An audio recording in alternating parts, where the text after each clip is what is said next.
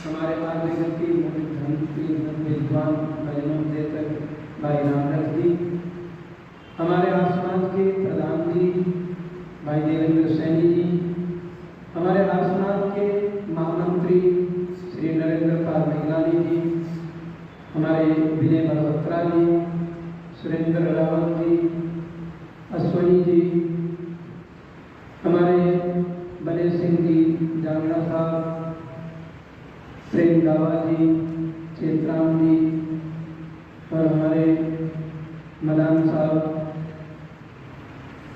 और हमारे अश्वनी सनी भाई साहब, भाई सनी जी, माननीय माता जी, भाई अनुराग जी और ब्रह्म विद्यालय से आए सभी ब्रह्मचारी वृंद, जहाँ तक मेरी आवाज़ जा रही है सभी श्रोतागण, आज देश के हालात जो हैं बड़े खराब होते जा रहे हैं।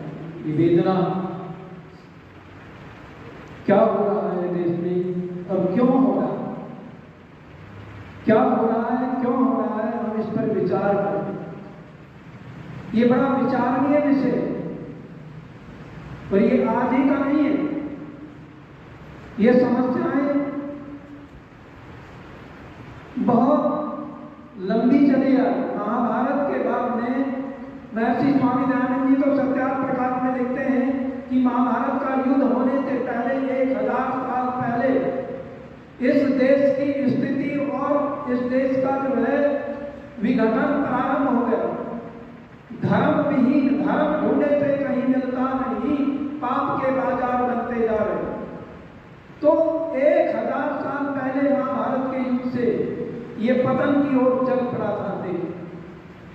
और महाभारत के बाद तो इतना गिरा, इतना गिरा, इतना गिरा कि गिरते ही चला गया। और यहाँ के विद्वता समाप्त हो गई, यहाँ की पौरुषता समाप्त हो गई। जिनके दुश्मन ख्वाबों में भी डरते थे। क्या हो गया यार? आओ, बड़ा सुंदर गीत कवि ने लिखा है।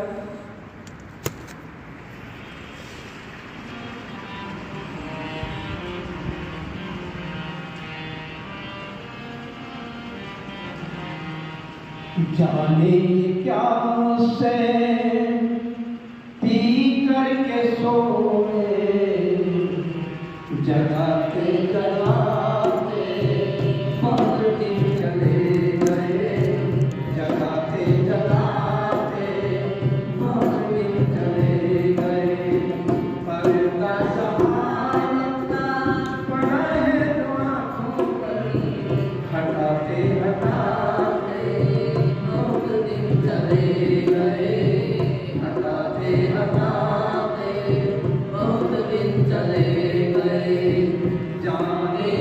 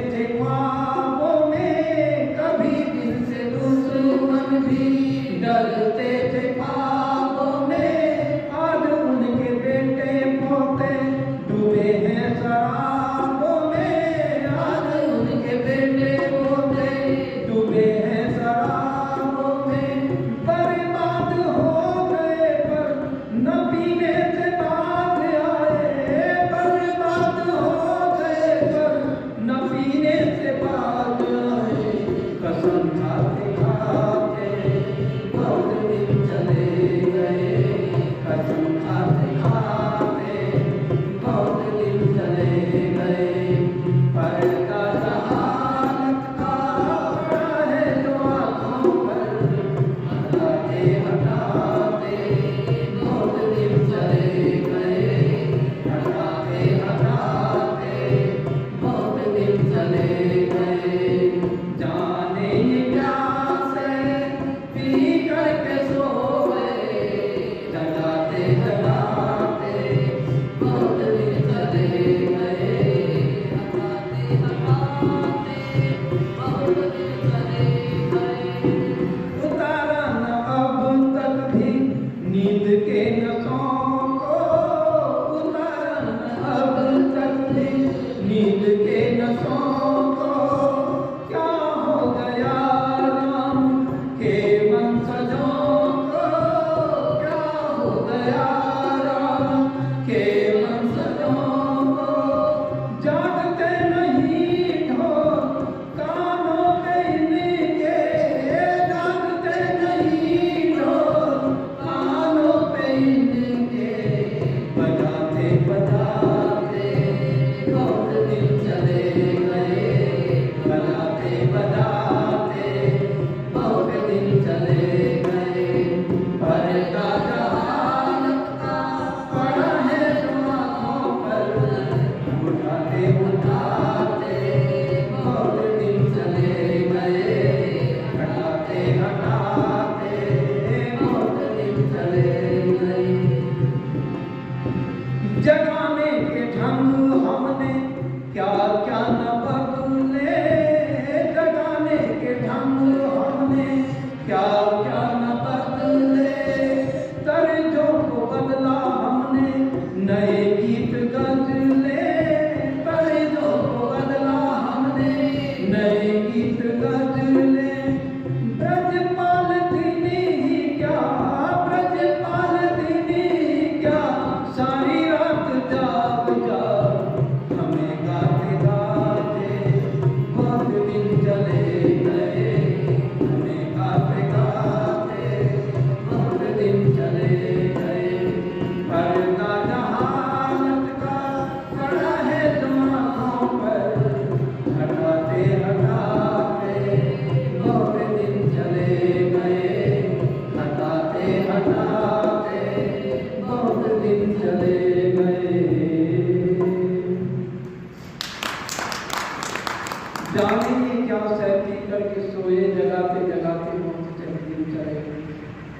क्या हो रहा है? कैसे निर्दोष लोगों को मारा जाता, किस प्रकार से राज्य की देश की व्यवस्था खराब हो रही, हम देखकर भी चुप हैं, सुनकर भी कुछ नहीं बोलते हैं कि क्या हो रहा। ये और पतन का संकेत हमें दिखाई दे रहा है। बंगाल धाधाई करके चल रहा, किस प्रकार से वहां पर लोग जो हैं उनको जबरदस्ती निकाला जाता। और यहाँ से भी कल एक वीडियो मेरे सामने आया, बालसमंद में रहता था एक हिंदू परिवार, कई वर्षों से उनका वीजा समाप्त हो गया और पाकिस्तान से आकर के वीजा बनवा के किसी प्रकार आकर के बालसमंद में रहने लगे। और कल पुलिस ने उनको जो है निकाल दिया, उन्होंने वहां पर थोड़ा सा अपना घर भी बनाया। तो क्या हो रहा है, क्या हम उनको नागरिकता नहीं दे सकते? जो बाहर के आए हुए जो विदेश विद्रोही है, जो देश द्रोही है, जो राष्ट्र के द्रोही है, उनको तो कोई कमी नहीं है, उनका वीजा बन जाए, उनका तो आधार कार्ड भी बन गए हैं, राशन कार्ड भी बन गए हैं, रह गए।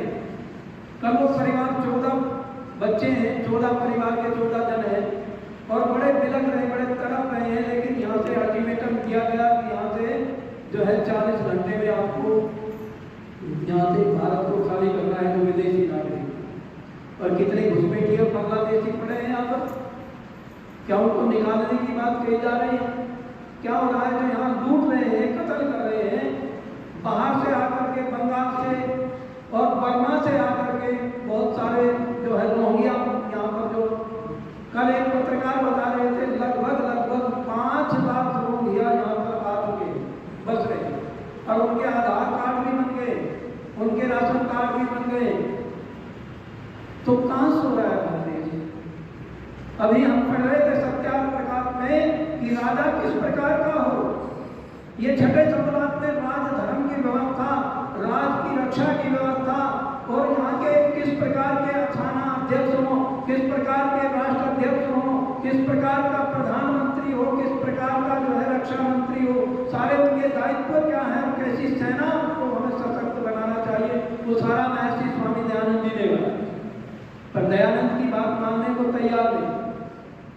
यदि दयानंद की बात मान लेते तो आज ये इस प्रकार की व्यवस्था ना होती। स्वामी श्रद्धानंद को वहां से जाने से रोक दिया गया कि स्वामी श्रद्धानंद जी यदि कश्मीर में आएंगे तो हम सतलुज में डूब करके मर जाएंगे यदि यहाँ स्नान का प्रचार होगा।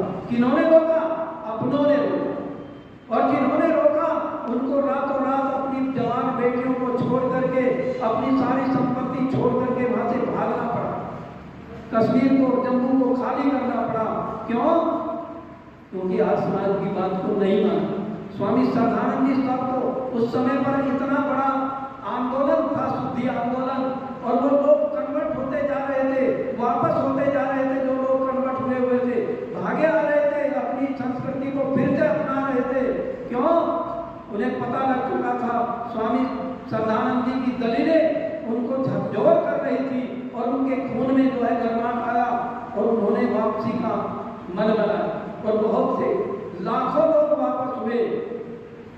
पर अपने ही गांधी जी जैसे उसके हत्यारे को स्वामी श्रद्धानंद जी के अपना भाई बता रहे हैं और कह रहे हैं मैं उसकी वकालत करूंगा, मैं उनका केस लड़ूंगा। आज जो ये हुआ है, धर्म के आधार पर बंटवारा हुआ और उनको यहाँ पर रोक लिया गया। आज वही नासुर बन करके हमारे सामने खड़े। आज देखो क्या हो रहा है। निहत्ते लोगों पर घूमने गए, किसको पता था कि हम यहाँ से वापस जाएंगे कि नहीं जाएंगे? कितनी बहनों की सिंदूर जल गए, मां सुनी हो गई और कितनी माताओं की कोख सुनी हो गई। आइए एक ही को